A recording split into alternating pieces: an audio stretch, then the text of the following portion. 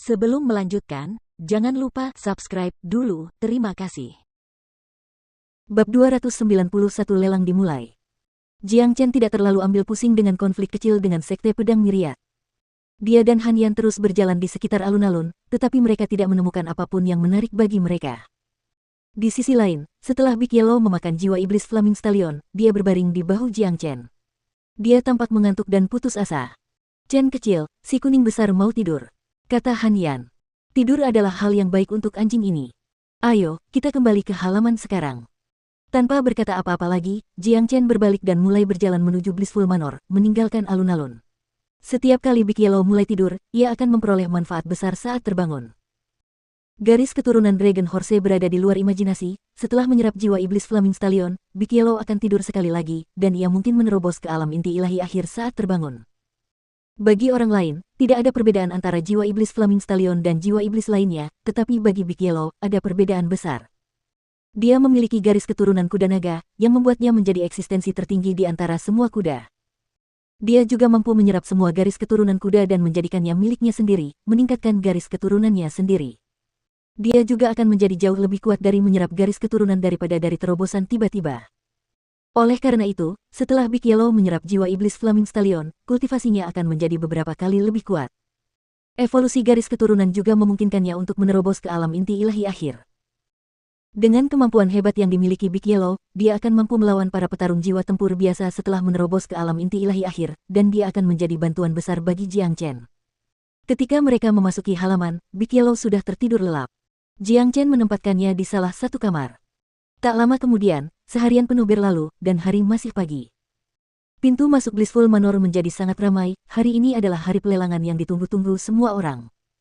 Pameran dagang 3 hari telah berakhir, dan acara hari ini menjadi daya tarik utama. Semua harta karun yang langka dan unik akan muncul selama pelelangan. Dan seperti yang diketahui semua orang, harta karun yang akan muncul selama pelelangan bukanlah sesuatu yang dapat dibandingkan dengan harta karun yang dijual di pameran dagang. Ketuk, ketuk, ketuk. Ketukan pelan terdengar dari pintu halaman. Jiang Chen membuka pintu dan melihat Xiao Wei tersenyum di luar pintu. "Tuan Muda Chen Jiang, pelelangan akan segera dimulai. Tuan Muda Blissful telah memberikan perlakuan khusus kepada Tuan Muda Chen Jiang. Ini adalah token untuk kamar pribadi nomor 3. Xiao Wei menyerahkan piring seukuran telapak tangan. Piring itu terbuat dari emas murni, dan tampak megah. Angka 3 terukir di atasnya. Jiang Chen dan Han Yan sama-sama terkejut. Mereka tidak menyangka akan mendapat perlakuan seperti ini dari guru Blissful. Jiang Chen mengambil tempat emas.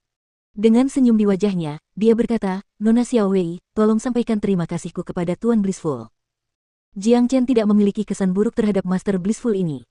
Ketika ia memiliki konflik dengan Mao Sheng, Master Blissful membantunya menyelesaikannya. Selain itu, Master Blissful pasti sangat puas dengan kinerja Jiang Chen hari itu, itulah sebabnya ia memberikan perlakuan khusus kepada Jiang Chen. "Saya masih harus menyelesaikan beberapa masalah terkait lelang. Xiao Wei akan pergi sekarang. Tuan Muda Jiang Chen, Anda bisa pergi ke balai lelang nanti, dengan token emas ini, seseorang akan membawa Anda ke kamar Anda." Xiao Wei membungkuk sedikit ke arah Jiang Chen, lalu berbalik dan pergi. Sebelum pergi, dia tidak lupa menunjukkan senyum genit kepada Jiang Chen. "Chen kecil, aku yakin gadis ini sedang memperhatikanmu." Han Yan menggoda.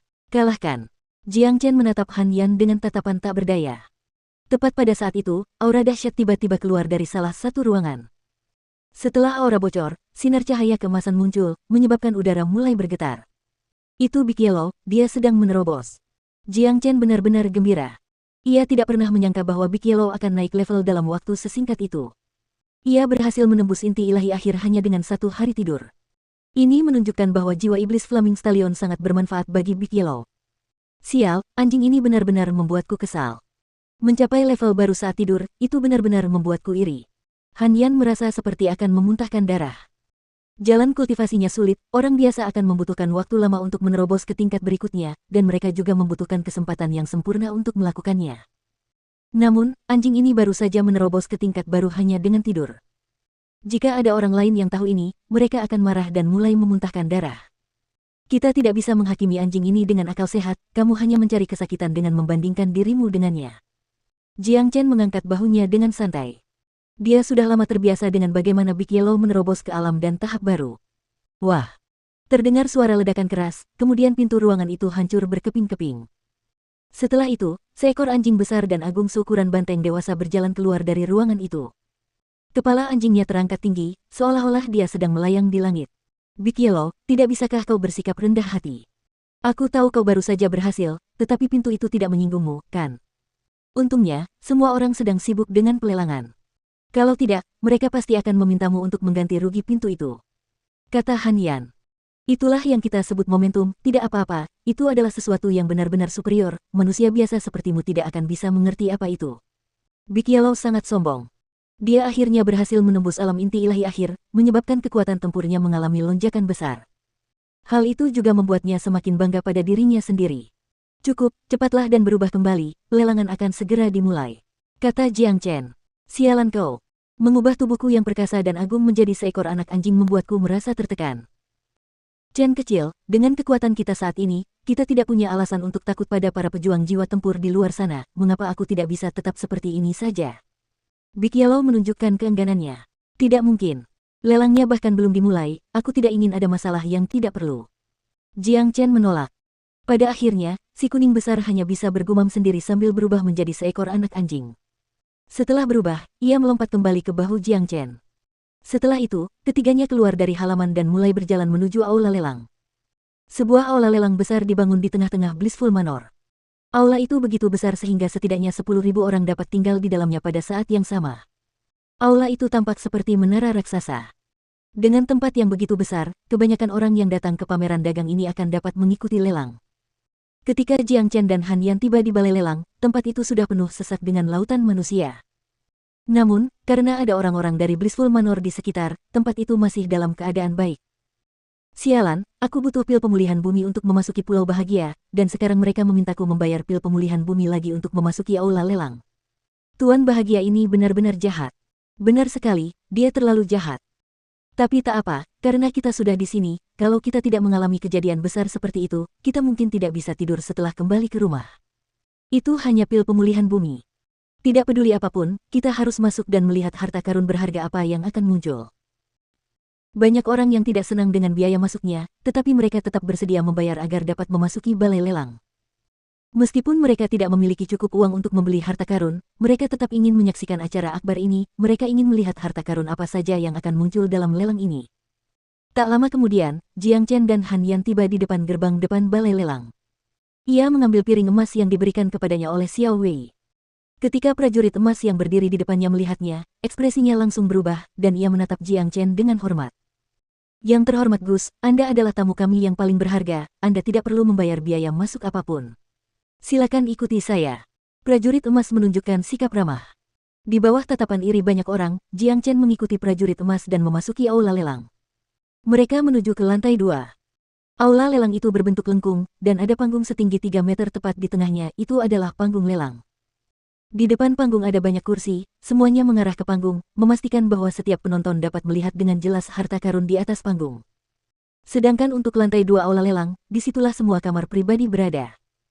Mereka yang memiliki hak istimewa untuk tinggal di salah satu kamar itu semuanya adalah orang-orang kaya dengan pengaruh besar. Untuk lelang tahun ini, masing-masing kamar pribadi ini ditempati oleh seorang prajurit jiwa tempur. Jiang Chen adalah satu-satunya pengecualian. Tak lama kemudian, kamar pribadi nomor 3 sudah terlihat. Setelah Jiang Chen dan Han Yan memasuki kamar, prajurit emas menutup pintu dengan lembut di belakang mereka. Dekorasi di dalam ruang pribadi itu sederhana. Ada meja kayu solid panjang tepat di tengahnya, dan di depan meja itu ada beberapa kursi rotan besar. Di depan kursi-kursi ini, ada kaca bening. Jiang Chen bisa melihat seluruh aula lelang saat duduk di kursi rotan, dan dia juga bisa melihat dengan jelas semua harta karun yang diletakkan di atas panggung. Tempat ini benar-benar bagus, aku tidak pernah menyangka kami akan menerima perlakuan semewah ini. Han Yan duduk di kursi rotan dengan kaki disilangkan. Ekspresinya menunjukkan bahwa ia menikmati dirinya sendiri. Dibandingkan dengan kursi sempit di lantai bawah, ruang privat ini benar-benar merupakan tempat yang luar biasa untuk tamu istimewa. 10 menit kemudian, suara bel yang memekakkan telinga terdengar di seluruh aula lelang. Suara itu langsung menenangkan suasana. Setelah itu, seorang lelaki tua berjubah abu-abu perlahan turun dari atas dan mendarat tepat di atas panggung. Lelaki tua itu berusia 50-an, dan lengan bajunya berkibar-kibar mengikuti setiap hembusan angin sepoi-sepoi.